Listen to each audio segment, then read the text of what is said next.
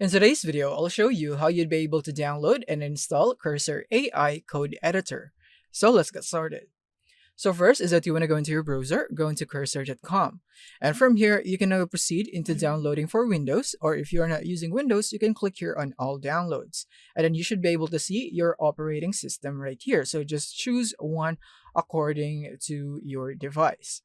So make sure to use the latest versions in here. So if you're using Windows, then you can go for this one, for example, or this one, depending on the type. So I'm just going to download that.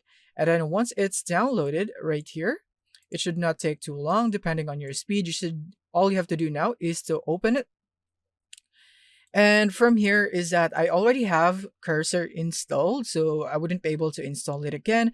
But basically in here, you just need to open up that installation file, and then from there, just follow the on-screen instruction. It's nothing hard. You just need to complete that and then choose the location on where you would like the installation to take place. And then after that, you should see this app right here. You'll be proceeding into your dashboard, just like so right here.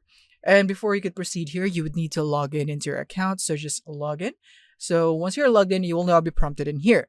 And once you're in here, to use the AI, you can just press Ctrl+K button here when you're typing out code. When you do that, you will be able to see this prompt right here. So now you can edit your code by using AI. And then you could also choose the model in here.